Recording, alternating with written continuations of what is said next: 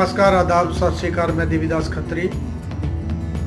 दोस्तों, जैसा आप जानते हैं, हाल ही में श्रीनगर में आतंकवादियों से लोहा लेते हुए हमारे कुछ जवान शहीद हो गए।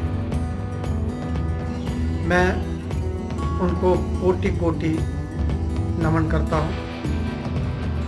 देश की खातिर अपने प्राण न्यौछावर करने वाले ये जांबाज सिपाही, जिनकी बदौलत हम अपने घर में सुख और चैन की जिंदगी व्यतीत करते हैं, और ये जवान हम लोगों की सरहदों पर रक्षा करते हैं।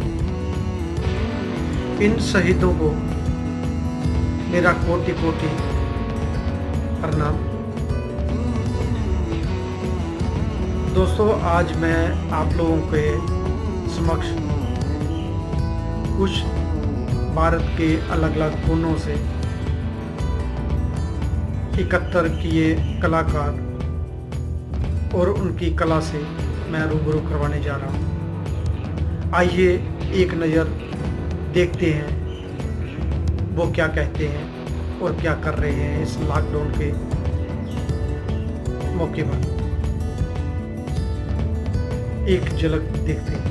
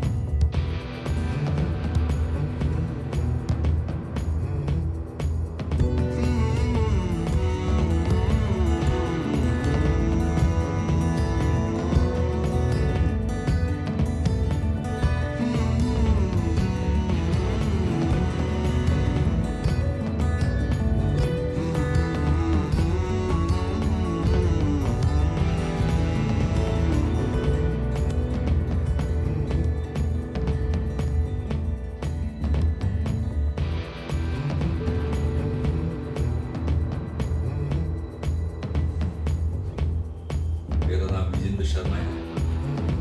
आर्टिस्ट मेरा व्यवसाय है, मेरा प्रोफेशन है। मैंने कॉलेज पार्ट से BFA किया है, MFA हिंदी से किया है, हिंदी से। और ये जो प्रोफेशन है मेरा, ये कहिए कि बचपन से ही जो शहर था, जो प्रोफेशन थे, जिस प्रोफेशन में मैं जाना चाहता था, ये वही है। और बचपन से 3 चीज़ों का मुझे बड़ा शौक रहा है। एक तो आर्ट, और दूसरा देशभक्ति, और तीसरा अध्यात्म।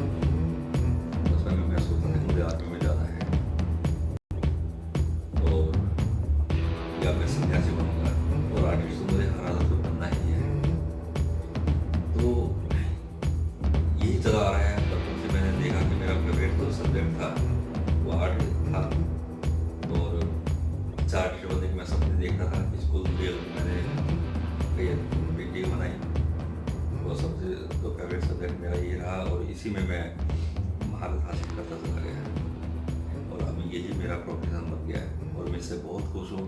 इसके अंदर सभी कुछ है जो हम चाहते हैं जीवन में, जो हम अपनी भावना निकालना चाहते हैं, वो हम कैनवास पे निकाल लेते हैं और उसको एंजॉय भी करते हैं।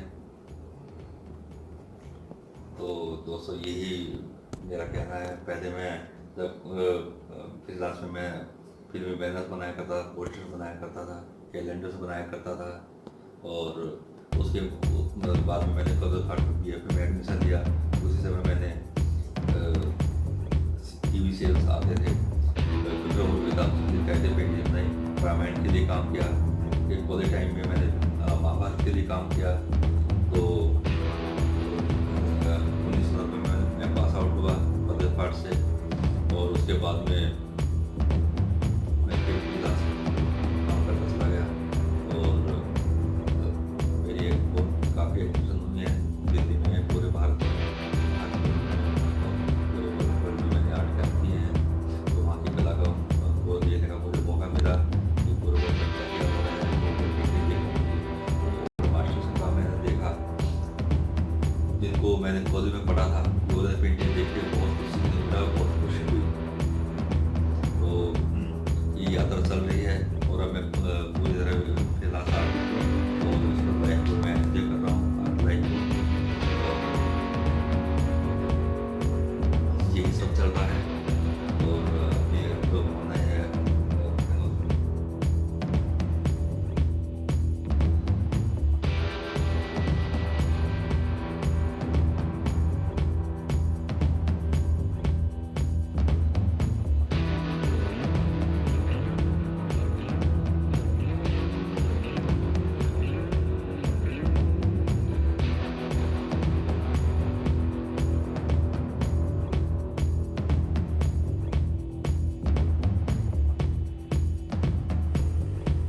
मैं रविंद्र लाल चंडीगढ़ से, और मैं नवांशहर पंजाब को बिलोंग करता हूँ। और मैंने graduation Chandigarh college of art से किया और मास्टर्स भी पंजाब यूनिवर्सिटी से किया। और मुझे सीनियर फेलोशिप मिला मिनिस्ट्री ऑफ कल्चर से, और 6 सोलो शो किए और 26 group exhibitions India and abroad किए, और 21 national level and state level award दिए। और मैं एनवायरनमेंट के ऊपर पेंटिंग कर रहा हूँ, rural scapes and architecture, natural scapes, urban architecture, acrylic में काम कर रहा हूँ 35 साल से। और बहुत जगह मैं विज़िट भी किया है, जैसे अब्रॉड में इंटरनेशनल सिम्पोजियम के लिए, वर्कशॉप के लिए, और वियतनाम, टर्की, नेपाल, भूटान में, मलेशिया में मैंने वर्कशॉप एग्जीबिशन में पार्टिसिपेट किया। और कोरोना लॉकडाउन के दौरान मैंने एक मौका मिला जो काम करने का, जिसमें मैंने 8-10 पेंटिंग बनाई है, कुछ छोटी है कुछ बड़ी है। और ये मुझे रिस्ट्रिक्टेड टाइम में, डल टाइम में काम करना पड़ा। Thank you.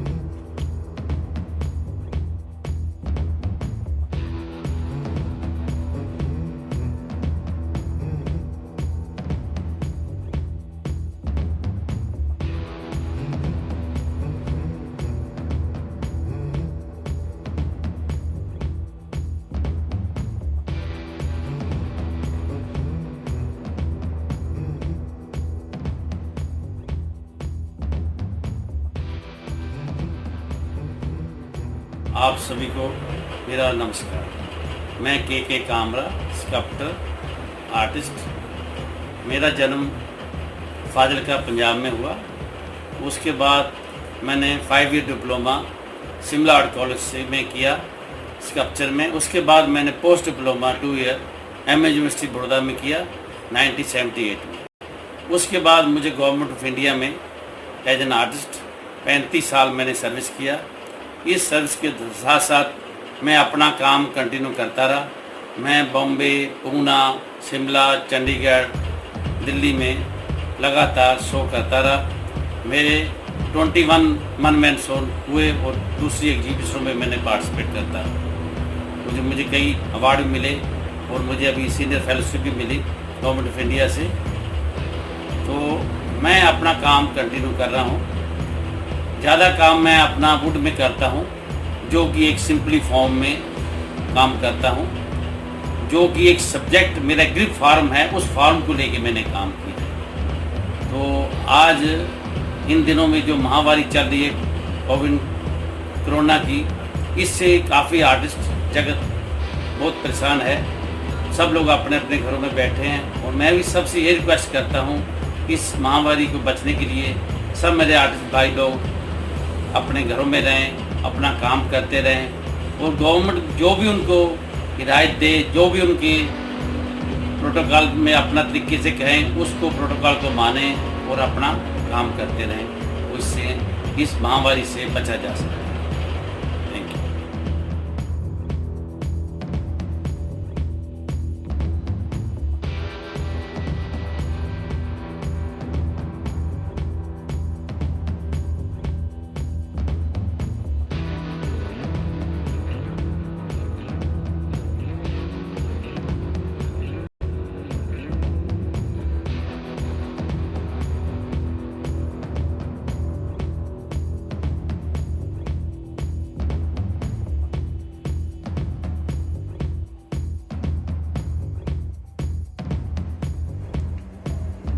मैं विज्ञानव्रत, तेड़ा एक गांव है मेरठ डिस्ट्रिक्ट में, वहाँ मेरा जन्म हुआ और दौराला में प्राथमिक शिक्षा हुई। उसके बाद बड़ौद में बीए किया। वहाँ गुरु भटनागर मिले, भटनागर साहब मेरे गुरुदेव, जिनकी प्रेरणा से ही मैं आगे बढ़ा। और फिर मैंने एमए प्रीवियस किया टीएवी कॉलेज देहरादून से। उसके बाद में फाइनल किया आगरा कॉलेज आगरा से। उसके बाद में दिल्ली आ गया, नौकरी की केंद्रीय विद्यालय में उसके बाद मैं गढ़ी में करीब 20 साल काम किया, खूब जम के काम किया, खूब काम किया।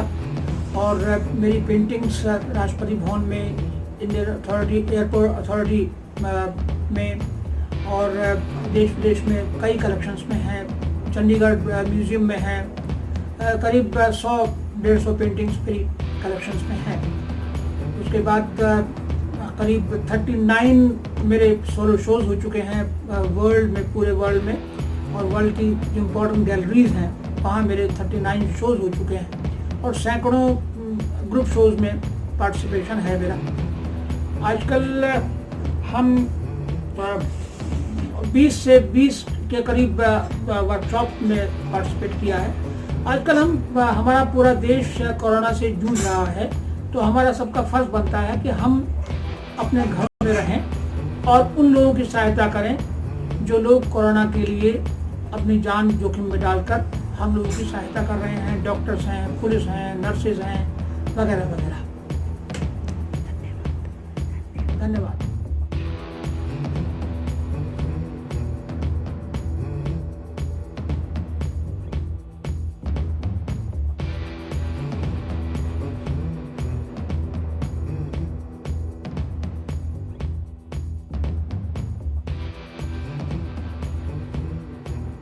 சுகுமார், மதுரை, தமிழ்நாட்டிலேருந்து பேசுகிறேன்.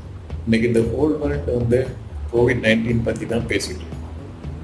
இந்த கொடிய வைரஸ் நோய்க்கு எந்த தடுப்பு மருந்தும் கண்டுபிடிக்காத வரைக்கும் இதிலிருந்து எப்படி நம்மளை காப்பாற்றுறது அப்படின்னா சோசியல் டிஸ்டன்சிங், கையை கழுவுறது, வீட்டில் தனிச்சிருக்கிறது, இந்த 3 தான் ரொம்ப முக்கியமான நம்ம கவனிக்கணும். இப்போ ஓரளவு ஊரடங்கு தளர்த்தி இருக்கிற இந்த நேரத்தில் நிறைய பேர் வேலைக்கும் போகிறாங்க. அப்போ பொது இடங்களில் கூட்டமாக நம்ம சேராமல் ஒரு ஆளுக்கு ஒரு ஆள் இடைவெளி விட்டு நின்று இருக்கிறது தான் நமக்கு நல்லது. பொருட்கள் வாங்க போகிறத மேக்சிமம் குறைக்கணும்.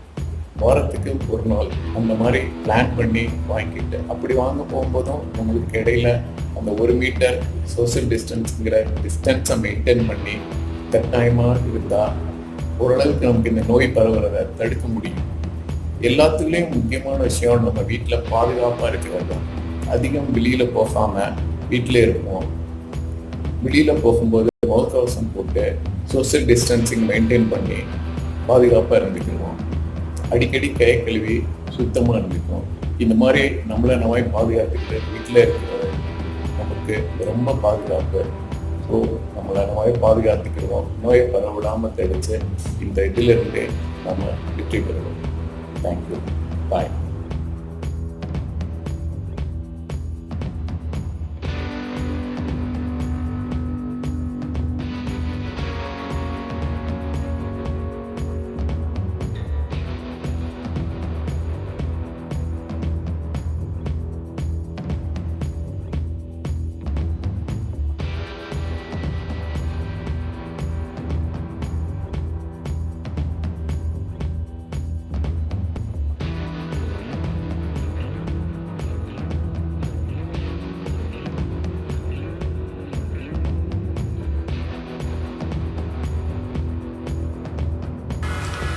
বাংলাদেশ থেকে আমি নার্গিস সোমা বলছি।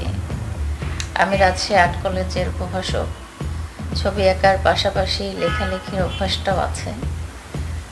আর ওরিয়েন্টাল স্টাইলে ছবি আঁকি। ওরিয়েন্টাল যেই ট্র্যাডিশনাল ধারাটা আছে সেটাকেই একটু চেঞ্জ করে নিরীক্ষা প্লাস ওরিয়েন্টাল যে ট্র্যাডিশনাল ধারা সেটাকে একসঙ্গে করে আমি নতুন কিছু করার চেষ্টা করছি। বাংলাদেশের যে লোকজ ফর্মগুলো আছে সেই ফর্মগুলোর সঙ্গে আমার নারী জীবনের যে গল্পগুলো আছে সেগুলোকে একত্রিত করে কাহিনী তৈরি করছি। কাহিনী হলো বাংলাদেশে মহিলাদের কাহিনী। একটা মেয়ে যখন লোকজ ফর্মগুলো আঁকে, যেমন দেয়াল চিত্র, সেই দেয়াল চিত্রেও কিছু গল্প থাকে। সেই গল্পটা সেই মেয়েটার জীবনের সঙ্গেই মিলিত থাকে। হয়তো আমরা দেখতে পাই না। সেই না দেখার জিনিসগুলোই আসলে আমি দেখানোর চেষ্টা করছি আমার পেন্টিংগুলোতে। আমি নতুন করে কাজ করছি এবার নকশি কাঁথা নিয়ে। নকশিকাঁথা বাংলাদেশের এক একটা নকশিকাঁথা মানে এক একটা গল্প, এক একটা জীবন কাহিনী। সেই এক একটা জীবন কাহিনী একটা রচনা করছে একটা মেয়ে। সেই মেয়ের যে গল্পগুলো, সেই চিত্রগুলো একসঙ্গে করে আমি পেন্টিং করছি। আর ভবিষ্যতে ইচ্ছা আছে ফিউচার জেনারেশন যারা, তাদেরকে নিয়ে কাজ করতে, ছোট বাচ্চাদের নিয়ে কাজ করতে, ইয়াং জেনারেশন তাদেরকে নিয়ে কাজ করার জন্য। আর ওরিয়েন্টাল ধারাতে মানুষ আসলে অনেক কম কাজ করছে, সেই একই ট্র্যাডিশনাল ধারা। আমরা ট্র্যাডিশনাল ধারাটাকে বজায় রাখবো, কিন্তু নতুন কিছু তৈরি, নতুন কিছু চিন্তা ভাবনা অ্যাড করা, যাতে আমাদের সবারই ইচ্ছা থাকে, সেটাই আসলে আমি চেষ্টা করছি নতুন কিছু করার। আর আঁকছি ওরিয়েন্টাল ধারাতেই। বাংলাদেশের যে মেয়েগুলো আছে, মেয়েদের গল্প আছে, দুঃখ আছে, কষ্ট আছে, ভালো লাগা আছে, সেই ভালো লাগার জিনিসগুলো তুলে ধরার চেষ্টা করছি। ধন্যবাদ।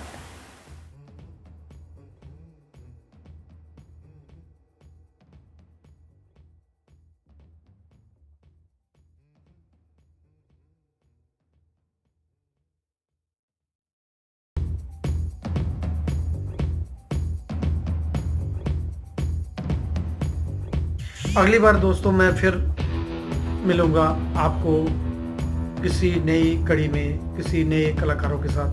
तब तक देवीदास खत्री को दे इजाज़त। वंदे मातरम, भारत माता की जय।